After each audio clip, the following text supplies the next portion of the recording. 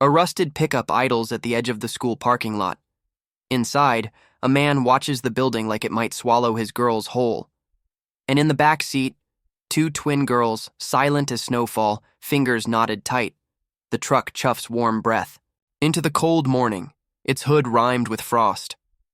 Jack keeps one gloved hand on the steering wheel, the other cupped around a coffee that's gone lukewarm. He doesn't drink it, just holds it like it might anchor him to the moment.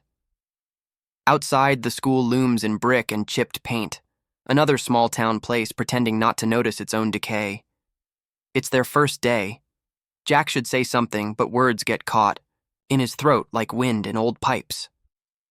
In the rearview mirror, Elsie and June sit close enough to look like one shadow, almost 11, but the way they fold into each other, you'd think they were smaller. Their faces are pale and unreadable, their eyes the soft gray of winter puddles. June's glove has a hole in the thumb. Elsie's backpack still smells faintly of mothballs. "You don't have to talk to anyone," Jack says finally, voice rough with sleep and distance. Just be good. That's all?" The girls don't respond. June pulls her knit hat lower. Elsie gives the smallest of nods, her cheek brushing her sister's shoulder. He wants to hug them. Instead, he reaches back and gently taps the seat twice, a ritual they've created. It's how he says, "I love you," when the words feel too big. They open the truck door. Cold slips in. The wind nips at their legs as they step onto the slush-streaked pavement. They walk in without looking back, hands clasped, two ghosts entering a building full of noise. Jack parks by the hardware store and clocks in late, again. No one says anything. Small towns forgive lateness if you carry enough grief in your eyes.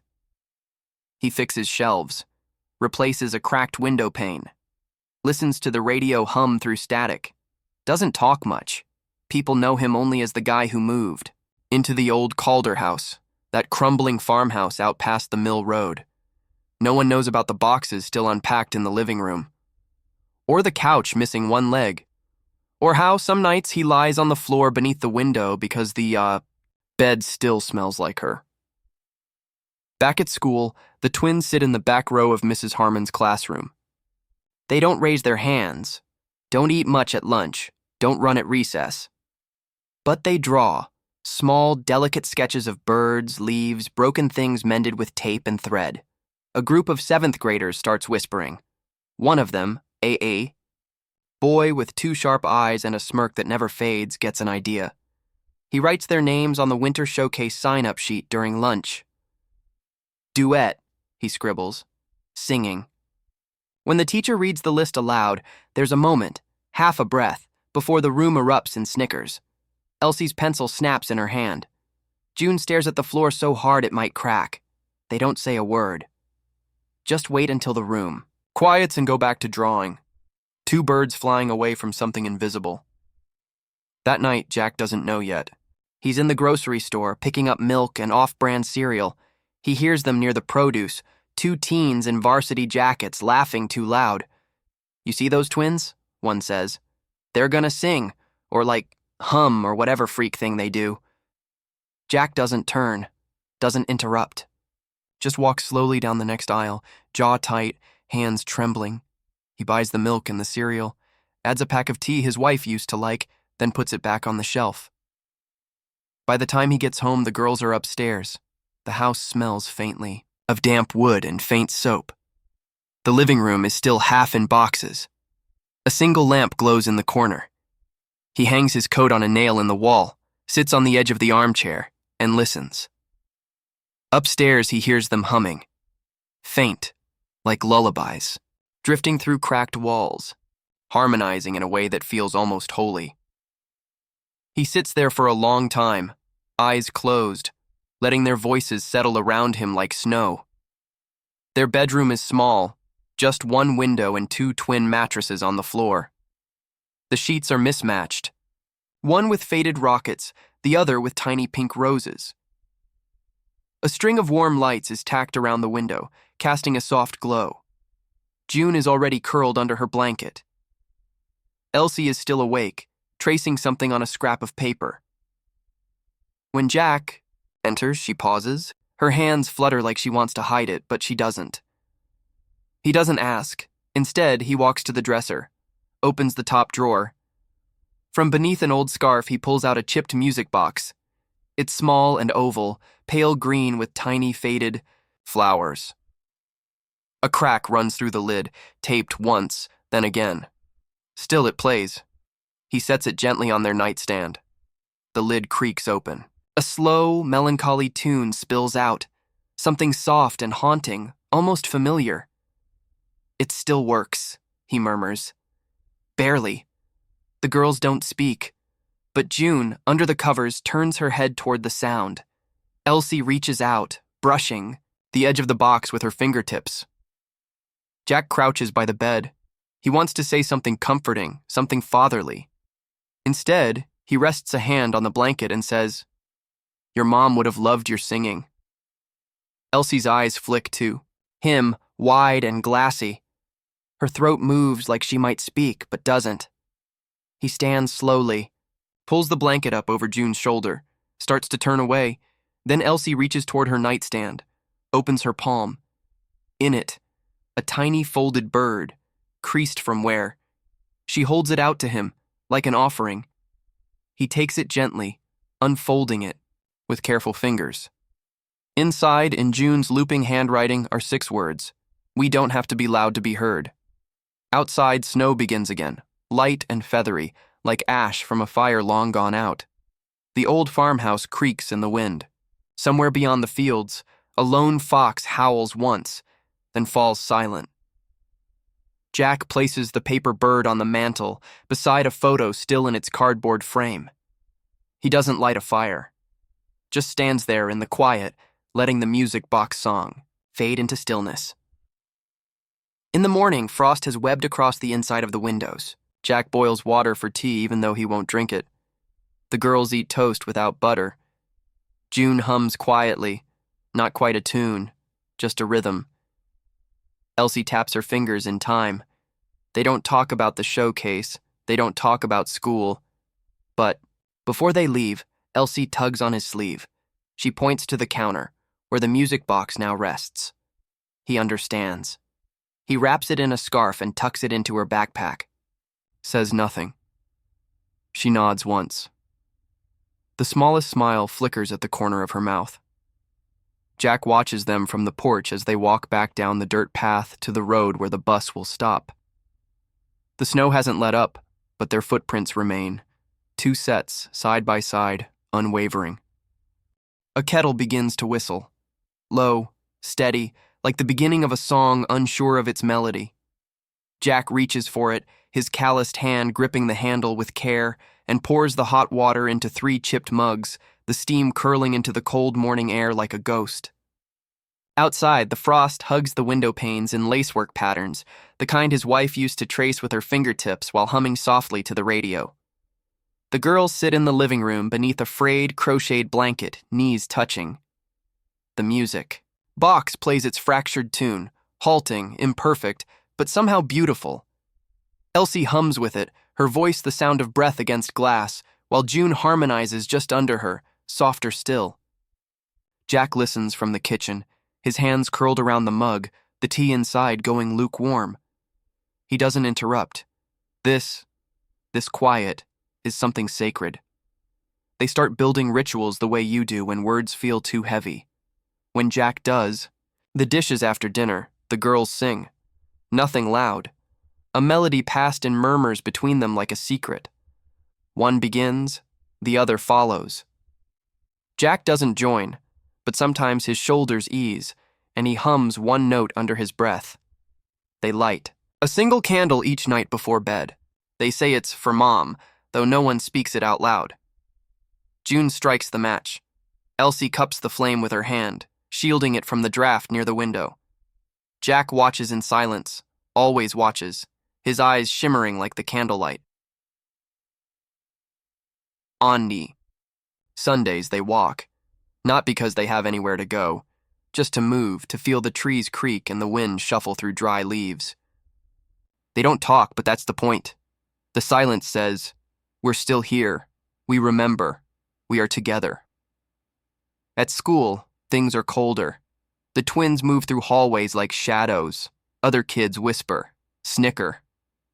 One day, Jack finds a torn sheet of paper shoved in Elsie's coat pocket when he does laundry.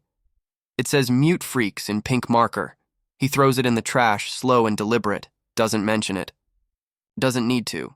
But the girls, they never react, never flinch. They look at each other, speak in glances, finish each other's gestures. Whatever storm brews outside them, they weather it together, heads down, hands joined. And someone notices. Her name is Miss Clara. She teaches music in a long classroom that smells faintly of dust and lemon cleaner. She's the kind who wears scarves even indoors and speaks like she's always just walked out of a library. The kind who listens first and speaks second. One afternoon, she catches a flicker. Elsie, sitting in the back during choir, mouthing the harmony of a song no one expected her to know. No sound comes from her lips, but the movement is precise, intentional. June beside her, barely perceptible, tapping rhythm on her thigh. After class, Clara stops them. Doesn't corner them. Just asks quietly, "Would you like to sing just the two of you? Maybe something small, something just for me to hear." They don't answer with words. Elsie looks to June. June nods. Then Elsie nods once too. That night. Jack finds them at the kitchen table. June is sketching lines in a notebook. Treble clefs, doodles of stars and sparrows. Elsie taps a pencil in even beats, counting something only she can hear. He leans on the counter, not saying a word. Then finally, "Someone say something at school?" June doesn't look up. "Miss Clara," Elsie says. The name lands like a stone in still water. "She asked if we'd sing," June adds, almost whispering. Jack stiffens. All the warnings bubble up inside him. What if they laugh again? What if it breaks them this time? But then Elsie says, "We're not afraid if you're watching." He presses his palm over his heart without meaning to. Nods once. That night, he barely sleeps. The wind howls one evening, bitter and sharp. Jack finds himself in the barn, the old guitar case unopened for months leaning against the wall. He lifts the lid, strings rusted, dust in the corners. He tunes it slow, methodical, the way his wife used to remind him. Tuning's the kindest thing you can do for an old voice. He strums, off key at first. Then he starts to sing. It's rough, a broken thing stitched from memory. He doesn't care. His voice shakes. It cracks like ice under boots. But he keeps going, the sound curling into the rafters. Then behind him, movement. He turns. The girls stand in the doorway, silent, barefoot in their pajamas. June begins to hum. Elsie joins. They step forward, not breaking the rhythm, not needing to ask, and together, they sing. Jack falls to his knees, guitar slipping from his hands. He weeps, not like a man who's sad, but like someone finally feeling all the things he kept trying not to feel. The girls kneel beside him, arms around his shoulders. They don't say a word. They just keep singing. Later that week, in the attic, Jack rifles through boxes, not looking for anything in particular, just chasing something. He opens an old jewelry box, his wife's. Inside, tarnished earrings, a photograph from their wedding, a folded piece of paper, a lullaby, handwritten, the same one she mouthed in the hospital bed when she could no longer speak. He takes it gently. Doesn't read it yet, just presses it flat and places it on the girl's pillow. At school, the twins start staying after class. Miss Clara works with them privately. No announcements, no pressure, just music. Clara listens more than she instructs. She asks June what songs make her feel safe. She asks Elsie which notes sound like her sister's voice. They never say much, but their eyes begin to lift from the floor. Just a little. And one day, Clara slides something into their locker, a blank sheet music notebook. On the inside cover, a note for your songs. The world's quieter than it should be, so sing loud when you're ready. At home, Jack is learning too. He still burns toast, still forgets socks in the dryer, but he starts singing softly when he cooks, just one verse, just one line. The girls smile when they pass through the kitchen. He pretends not to notice. In the evenings, they sit by the wood stove. He reads aloud from their mother's old poetry books. The girls curl up beside him, the dog-eared pages rustling like old paper wings. Sometimes he stops reading, and they just listen to the fire crackle. Some nights, when the wind is right, the music box plays even without winding. Jack swears it's impossible, but Elsie just says, maybe she's listening. Snow falls harder, now. The roads shimmer with ice. The farmhouse still groans with the cold, but it doesn't feel as empty. In the girls' room, above their headboards, Jack nails up 2 cork boards. On Elsie's, a paper bird. On June's, the folded lullaby. Between them, the music box. One night, he watches them sleep, their faces turned toward each other. The blanket tucked around their shoulders like a secret. He leans in close, kisses their foreheads one at a time, whispers, "Your mom would have loved your singing," then backs away into the dark, the sound of their breath the only rhythm he needs. Backstage hums with nervous energy. Glitter clings to costumes. Someone tunes a violin too sharp. Laughter spills in waves from a distant hallway. But in the far corner, lit only by a low backstage bulb, June and Elsie sit in matching navy dresses. Their legs swing gently above the floor, heels tapping lightly against the wood. They don't speak, don't smile. They hold hands. Eyes closed, waiting. The moment is thick, not with fear, with knowing. Flashlight practice under blankets. The girls lie side by side in their shared bed, the blanket pitched into a soft dome over their heads. A flashlight glows between them, casting shadows on their cheeks. They whisper notes, adjusting pitch and hushed breaths. June hums first. Elsie nods and joins her. It isn't about being perfect. It's about breathing the same rhythm. Jack listening at the door. He stands just outside their room some nights, ear pressed against the wood. Their voices reach him like wind through trees, soft, layered, rising and falling. He doesn't open the door, doesn't interrupt. He just listens, hand clenched around, the folded lullaby lyrics in his pocket, Clara's quiet guidance. After school, the auditorium is empty, but for the 3 of them. Clara sits on the edge of the stage, scarf unraveling slightly. She holds the beat with 2 fingers against her knee. You don't have to be loud, she reminds them. You just have to feel it. Elsie closes her eyes. June nods once, and they begin again. The auditorium glows in golden light. Paper snowflakes dangle from the rafters. Red velvet curtains ripple slightly as the heater rattles on. The seats are full. Parents, students, teachers, bundled in scarves and thick coats. Jack sits alone in the last row, coat still zipped, hat clenched in his lap. He hasn't stopped shaking since he parked the truck. Near the front, a boy elbows his friend and mutters, "This should be good." They snicker. Jack hears it. He wants to stand, to say something. But he doesn't. He just keeps his eyes on the curtain. Backstage, Clara kneels beside the girls. You don't owe them a thing, she whispers. This is yours, just yours. They nod, still holding hands, still silent. They've never looked more alike, or more sure. The principal, a portly man with a too-tight bow tie, steps to the mic. Our next performers, a very special pair. Please welcome June and Elsie. A few scattered chuckles. Someone coughs. And then, silence.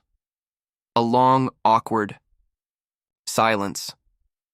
The curtains open slowly. The stage feels massive, swallowed in warm light. The twins step forward together, skirts brushing their knees, boots scuffed from the walk to school. A microphone stands between them, but they don't reach for it. June lifts her chin. Elsie exhales. Then, a single note. Thin, fragile, floating like frost. June sings the first line. Then Elsie joins her, rapping the melody with a second voice. Low, warm, steady. It's the lullaby, the one their mother used to sing at bedtime. The one Jack remembers hearing through the hospital walls, too soft for machines to register. The one that lived in silence after she died. Now it fills the room. Not loudly, but completely. The auditorium doesn't move. The boy in the front stares, lips parted. The principal leans forward, one hand on his chest. Even the janitor stops sweeping in the hallway. Jack's hands grip the chair in front of him, his knuckles pale. His breath comes in shallow pulls, heart hammering against ribs that haven't expanded this much in months. He sees her, not literally, but in the shape of June's hands, the tilt of Elsie's head, the way their voices braid together like the strands of her hair he used to comb in the morning light. Outside, snow begins to fall. Soft, slow flakes drift past the auditorium windows. No one notices right away. They're too busy listening. The final note lingers, then fades. The girls lower their eyes, and for a heartbeat, nothing. No clapping, no cheers. Just breath, the sacred kind. The kind that comes after something true. Then, a chair shifts. Someone stands. Another follows. A slow, reverent ovation rises. Not thunderous, not rushed, like rain on a roof, like wind moving through tall grass. Clara is in the wings, scarf damp with tears. The twins turn slowly, step off the stage together. Jack is waiting in the hallway, his coat still in his hands. When they see him, they pause. Elsie blinks first. June exhales, then they run, not fast, not wild, but with the purpose of children who know where they belong. He meets them halfway, kneeling to catch them both. No one speaks, no one needs to. He holds them, tight, long. He mouths it, not daring his voice to break the moment. She would have been proud. Elsie whispers, barely there. We felt her there. Afterward, they don't stay for cookies or cocoa. They slip out into the night, boots crunching the fresh snow. The sky is violet, the wind soft. They walk home, Jack in the middle, girls tucked under his arms. No one talks, but when they reach the ridge, they stop and sing again, just the three of them. Into the trees, into the snow, into the wide, listening dark. Closing visual. In the quiet of the house, the candle is lit. The tea is still warm. Jack places the music notebook on the table. Elsie picks up a pencil. June opens the cover. They begin to write, not loudly, but completely. The world is white. Snow clings to the porch railing, delicate and undisturbed, the kind that hushes everything in its path. At the foot of the door sits a wicker basket, wrapped in soft red fabric like a gift too thoughtful for a tag. Inside, a small silver recorder, a neat stack of blank CDs, and a folded note written in looping script. Please keep singing. The world needs it. Jack finds it just before dawn. He almost misses it, stepping out to salt the walk. The wind bites his ears, the sky not quite awake yet. He lifts the fabric slowly, cautious like it might vanish if he blinks wrong. The recorder is warm in his gloved palm despite the cold. He reads the note again and again, lips moving silently. From inside the house, the sound of the girls waking, soft feet on stairs, a giggle muffled against a palm. He turns back to the door and steps inside, the cold dissolving behind him. It starts small. A girl from class, Jenny, or maybe Jessa, walks up to Elsie and June at lunch and places a paper bag in front of them. Mom made extra, she mumbles before darting off. Inside, peanut butter sandwiches, cut into hearts. June gives a tiny nod toward the girl's retreating figure. Elsie whispers, "That was nice." No one says anything else, but both girls finish every bite. At the grocery store, Jack is choosing apples when someone taps his shoulder. It's Mrs. Burrell from the school board. "I heard your girls at the showcase," she says. They were something. Would they be interested in singing another song? The town spring fair could use them? Jack is startled by how much his chest swells, a strange mix of pride and worry. He nods, polite. "I'll ask them." She pats his arm.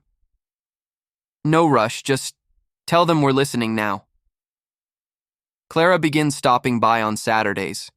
She never calls it a lesson, just visits. Brings sheet music, hot cocoa, and once, a loaf of banana bread still warm from the oven. She plays piano softly while the girls sing. Not every time. Sometimes they just listen. Sometimes they hum. Sometimes they say nothing at all.